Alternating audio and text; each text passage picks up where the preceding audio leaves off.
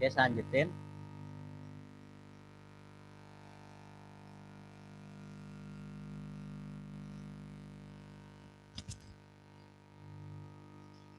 Kesalahan tipe pertama yang disimpulkan sebagai alfa itu biasanya untuk peneliti bisa 1%, 5%, atau bahkan 10%. Ya, ketentuan itu berdasarkan dari data penelitian. Jadi misalkan kalau di penelitian tentang kedokteran atau kesehatan itu harus 1%, kesalahan tidak boleh lebih dari 1%, karena menyangkut nyawa orang, misalnya begitu.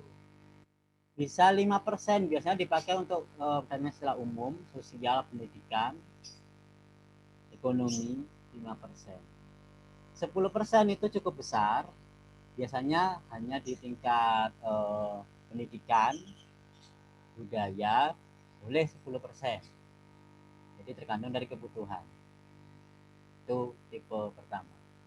Nah, sekarang bagaimana tipe kedua? Tipe kedua di sini hipotesanya salah. Kalau hipotesa salah, Anda terima, kan sebuah kesalahan. Menurut logika, kalau salah Anda terima, itu ya salah.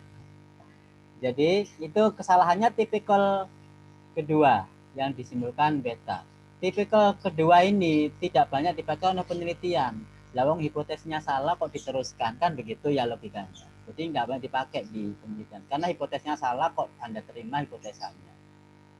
Jadi di situ awalnya sudah salah. Tipikal kedua disimpulkan dengan beta. Nilainya juga sama, bisa 1%, 5%, atau bahkan 10%. Nah, kalau hipotesnya salah Anda tolak, itu sudah layak, maka itu sebuah kebenaran, nggak ada kesalahan. Jadi jelas ada dua tipikal kesalahan dalam penelitiannya. Oke, kita lanjutkan. Taraf signifikan yang disebut sebagai alfa atau beta tadi itu eh, disimpulkan disebut sebagai taraf kesalahan dari penelitian. Jadi kalau taraf kesalahan itu 1%, berarti kebenaran atau kepercayaannya sebesar 1 min alfa, taraf kepercayaan.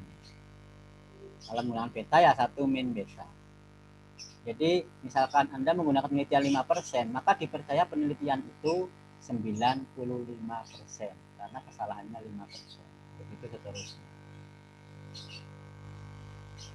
Lanjut ke jenis hipotesis. Hipotesis seperti yang kita diskusikan tadi, itu ada 3 tipikal ya. Ada 3 tipikal, ketiga jenis. Yang pertama uji pihak kiri. Uji pihak kiri itu seperti contohnya hipotesanya ini. Kita pakai simbol P yang merupakan simbol umum parameter. Bisa menggunakan simbol lebih sama dengan, yang sebelah kanannya terusnya berarti lawannya itu kurang. Kalau sama dengan tadi menggunakan kurang, juga boleh di sini juga semuanya hipotesa alternatifnya kurang. Berarti di sini uji pihak kiri. Terserah H0-nya, yang penting H1-nya adalah kurang, maka ini uji pihak kiri. Kalau satu sampel, maka parameternya di sini hanya ditentukan satu nilai. Tapi kalau dua sampel, ini ada dua nilai, P1 dan P2. Ya. Kalau kita punya alfa, misalkan alfanya 5%, maka daerah penerimaannya ada di sebelah kiri karena uji pihak kiri. Dia bernilai negatif tabelnya. Ini min T alfa itu min T tabel. Cara menghitung atau menentukan keputusannya, maka jika T hitung itu kurang dari min T tabel, maka H1 diterima. Ini daerah penerimaan dari H1. Daerah penolakannya 1 min alfa. Secara analog, kalau uji pihak kanan, kita menggunakan tanda lebih besar. Maka daerah penerimaannya juga positif sebelah kanan. Bagaimana kalau dua sisi? Yang secara umum itu dua sisi, kanan kiri. Yang tadi mengatakan tidak sama. Tidak sama itu bisa lebih, bisa kurang. Maka itu bisa menggunakan sebelah kiri atau sebelah kanan. Jadi dua-duanya dipakai. Maka aturannya adalah kita menggunakan kalau sebelah kiri itu kurang dari min T tabel, kalau sebelah kanan harus lebih dari T tabel positif. Ini harus dipahami, seringkali penelitian belum banyak memahami tentang hipotesa, aturannya penerimaan hipotesa. Oke, sekarang cara menghitung T hitung maupun Z hitung. Ini sebenarnya di aplikasi sudah banyak hasilnya, tapi secara manual kita juga harus tahu rumusnya. Cara menghitungnya menggunakan distribusi Z atau distribusi T. Distribusi Z itu kalau ukurannya lebih besar dari 30. Kalau kurang, ya kita pakai distribusinya T. Jadi ada Z hitung, ada T hitung. Ya, di sini kita menggunakan variansi. Kalau ini menggunakan variansi populasi sigma, kalau ini menggunakan vari sampel yaitu S. Jadi beda antara Z dengan T. Itu bedanya di situ.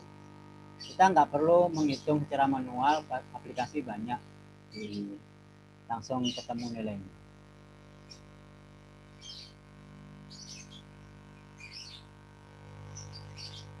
Sebelum saya lanjutkan, barangkali ada yang mau ditanyakan, silahkan.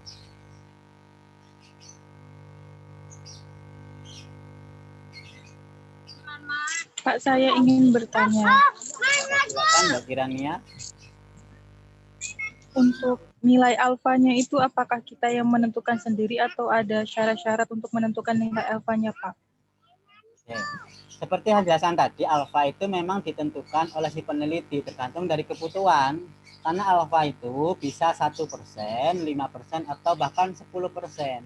Yang kalau secara umum itu digunakan 5%, tidak terlalu tinggi, tidak terlalu rendah.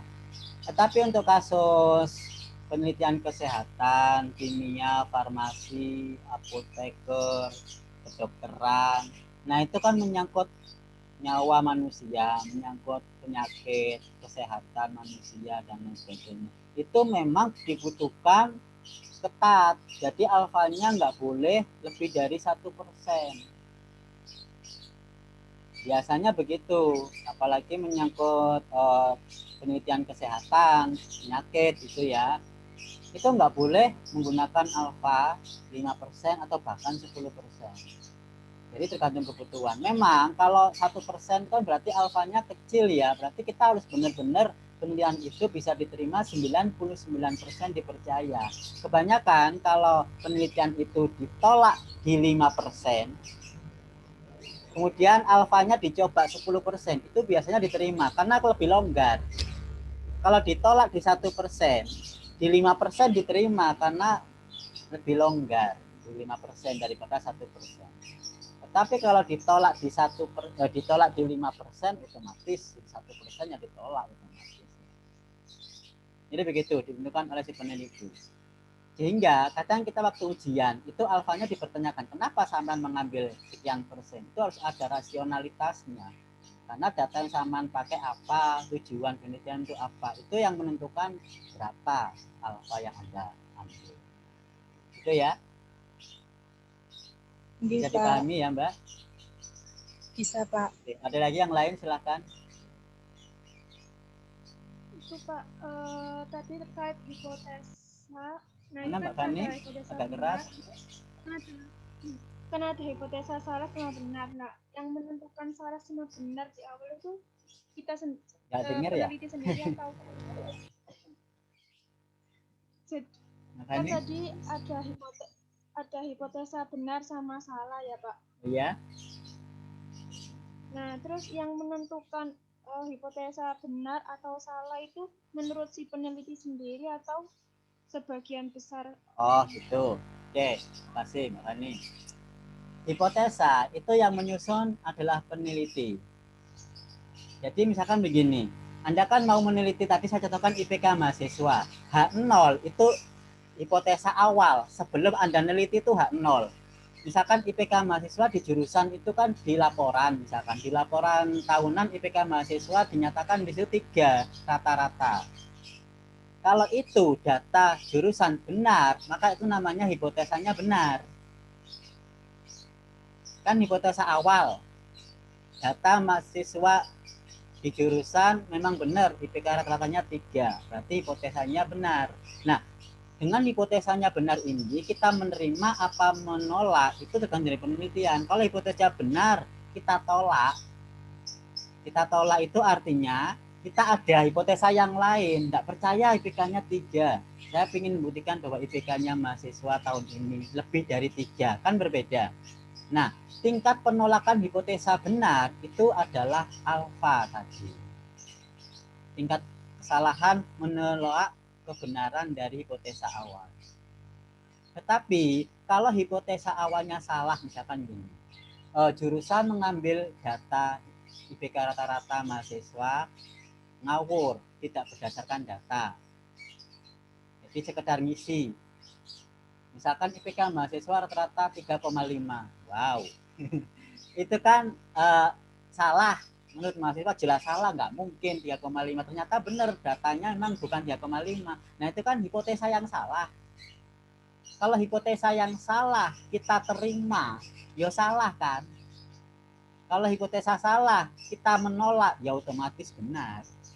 Nah itu maksudnya hipotesa salah atau hipotesa benar. Paham ya Mbak Fani? Jadi dalam menyusun hipotesa itu nggak sembarangan. Penelitian itu hipotesanya harus dicari hipotesa yang benar dulu. Jangan mengawali sebuah penelitian dengan hipotesa yang salah. Hipotesa harus benar, karena niat awal kan hipotesa. Hipotesa awal itu niat awal dari penelitian, itu harus niat yang benar. Kalau niatnya salah ya jangan diteruskan. Makanya di penelitian sidang sempro itu biasanya awalnya akan ditanyakan dugaan awalnya apa di penelitian ini. Sebelum melakukan penelitian itu dugaan awalnya benar apa enggak. Jangan sampai Anda menduga sesuatu yang salah di awal yang salah itu sebuah kesalahan. Ya, itu ya Mbak Tani. Yang lain silakan, mau ada lagi?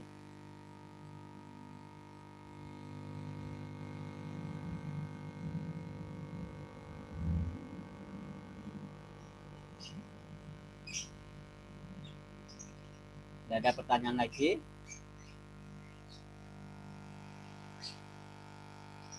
Jadi untuk hipotesa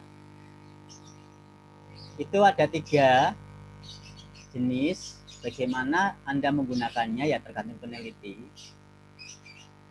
Anda bisa menggunakan pihak kiri, pihak kanan, atau dua pihak, kanan kiri maksudnya. Itu tergantung dari kebutuhan. Kadang kita pakai 2 sisi, kanan kiri, maka itu uji hipotesanya menyusunnya juga berbeda dengan salah satu pihak kiri atau kanan saja berbeda cara menyusun hipotesanya.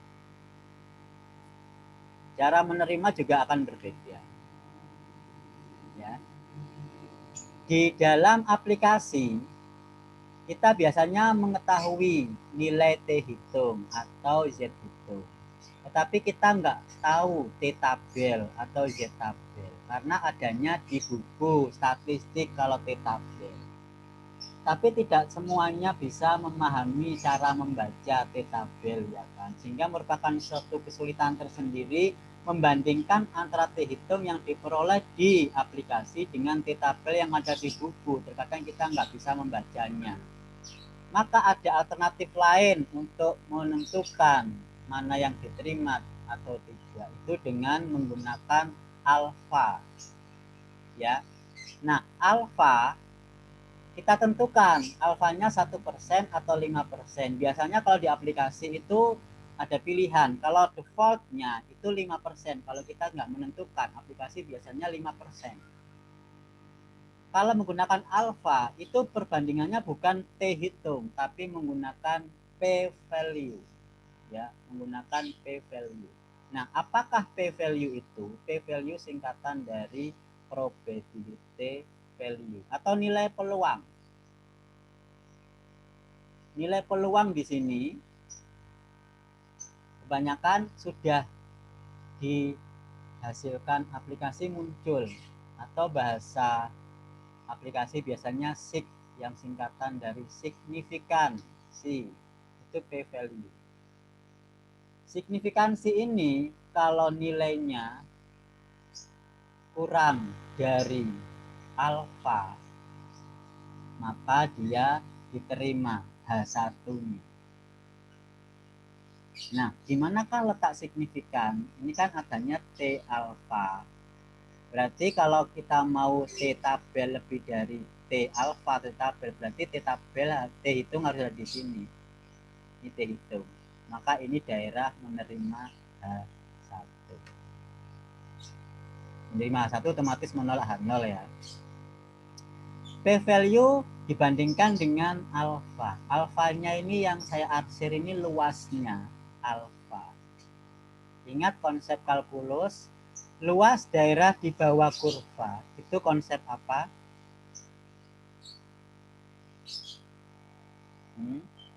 Konsep apa? Luas daerah di bawah kurva itu konsep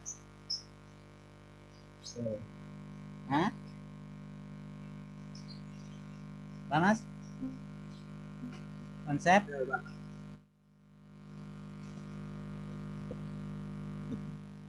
Apa Mim? Masih ingat Mim? Konsep apa Mim?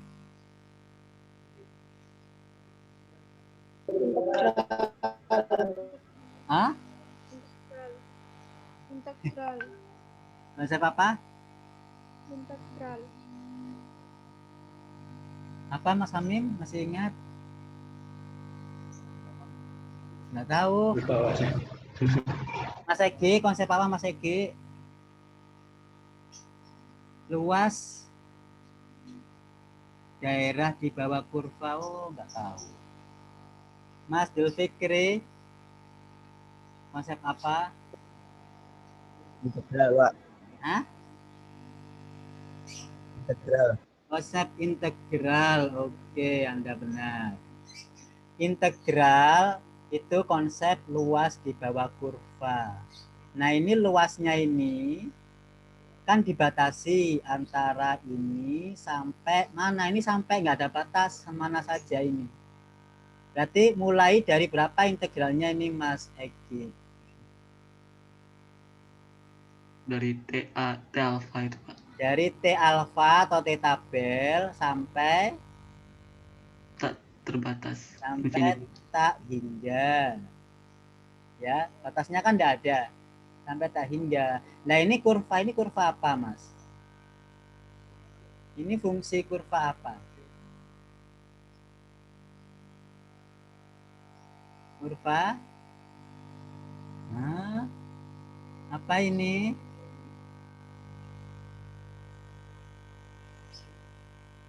Kurva apa?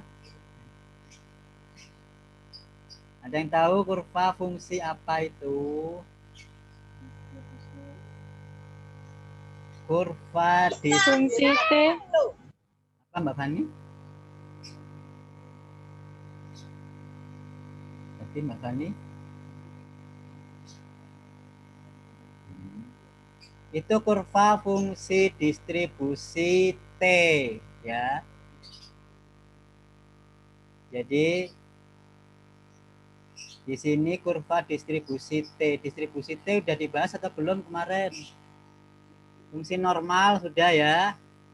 Distribusi T mirip normal, cuman ada perbedaan dikit. Itu fungsi peluang distribusi T itu ini. Gambarnya sama persis dengan normal. Maka ini adalah alfa. Nah, kalau gitu p-value itu sama juga dengan alfa. Itu merupakan luas. Jadi integral p-value itu kan harus berada di dalam. P-value harus ada di dalam. Nah, ini misalkan p-value ada di sini, p-value. Luasnya berarti kurang dari alfa. Luas ya. Ini kan berarti p-value kurang dari alfa, luasnya kurang dari alfa. Berarti p-value itu mulai berapa sampai berapa? Integral mulai berapa sampai berapa?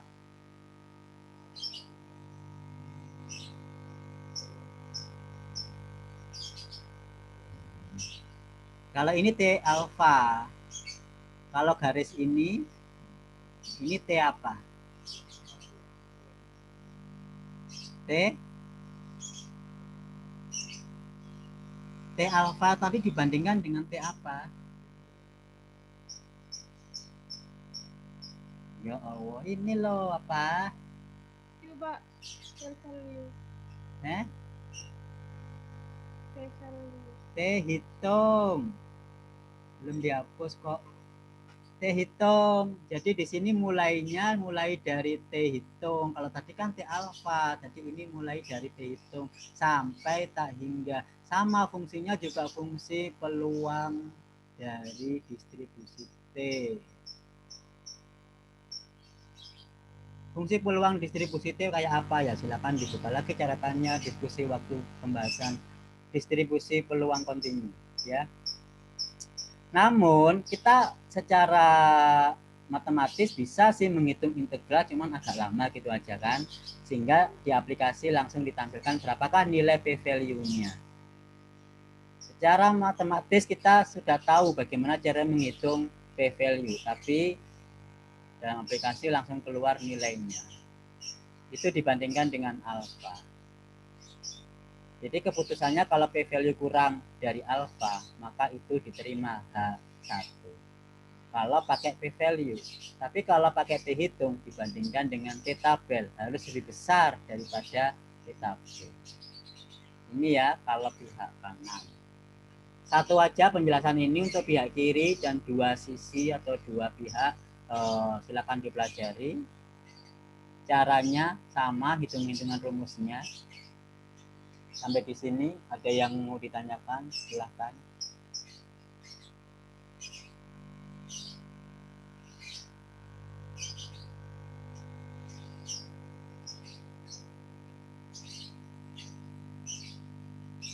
Nggak ada.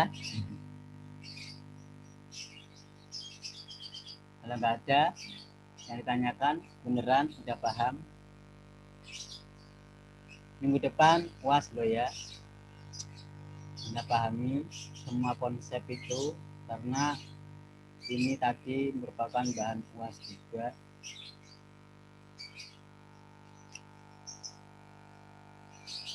Anda putar ulang video rekaman yang sudah saya upload mulai dari kuliah untuk bahan UAS, mulai dari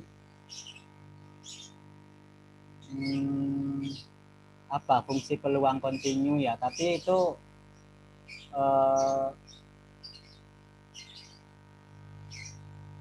apa dulu ya, mulai dari fungsi variabel acak ya, fungsi variabel acak, fungsi join distribution, fungsi marginal. Nah itu Anda pelajari lagi. Jadi kita bahan UAS itu mulai dari fungsi peluang gabungan. Nah itu kalau UTS kan sampai ke fungsi-fungsi secara sendiri. Nah kalau UAS fungsi peluang gabungan sampai ini tadi hipotesa. Itu bahan UAS ya. Minggu depan hari Jumat online melalui e-learning. Itu ya. Itu kalau nggak ditanyakan. Selanjutnya Kamis Anda bisa Jumat, secara teknis. Kamis nopo Jumat? Kita pakai hari Jumat. Bisa ya, seperti UTS dulu waktu bersama-sama kan hari Jumat ya. Hari Jumat Sabtu. Tapi kalau hari Sabtu nanti misalkan tidak bisa, atau hari Jumat terserah sih, kita kondisikan karena minggu depan tanggal 18 apa 19 kita nanti share di grup kapan jadinya gitu ya. Jadi kita diskusikan waktunya, kesepakatan antara kelas A dan B Jumat atau Sabtu gitu ya. Ada yang mau dibahas lagi? Kalau nggak ada, sebelum saya akhiri, saya ucapkan banyak terima kasih dan mohon maaf atas segala kekurangan, kesalahan dalam barangkali kesalahan teknis, kesalahan ucapan yang tidak berkenan, mohon diikhlaskan, dimaklumi, dimaafkan. Sehingga apa yang kita pahami selama satu semester mudah-mudahan menjadi barokah, menjadi Anda lebih paham. Dan mudah-mudahan mendapatkan kelancaran dalam waktu mengerjakan UAS. Sehingga apa yang kita harapkan di awal dengan niat untuk menerima ilmu ini dengan baik, sehingga mendapatkan nilai yang terbaik dan lulus kuliah tidak mengulang tahun depan. Amin ya rabbal alamin. Dan kita akan mengucapkan Al-Fatihah. bacaan hamdalah, semoga mendapatkan keberkahan dari ilmu ini. Karena yang penting kan barokah ya. Barokah itu kan artinya ilmu itu kalau kita paham ya kita terima, kita pahami dengan baik. Kalau nggak barokah, meskipun waktu itu kita paham, bisa jadi semester depan sudah lupa, itu namanya nggak barokah. Kebarokahan itu nggak pernah hilang. Jadi kebarokahan itu terus berlangsung sampai kapanpun karena berpaham itu kebarokahan. Jadi kita mengharapkan kebarokahan dari ilmu tersebut. Bukan kebarokahan dari saya, kebarokahan dari ilmu. Gitu ya. Jadi ilmu itu punya kebarokahan. Oke, gitu aja. Alhamdulillahalamin. Sekian. Wassalamualaikum warahmatullahi wabarakatuh. Waalaikumsalam.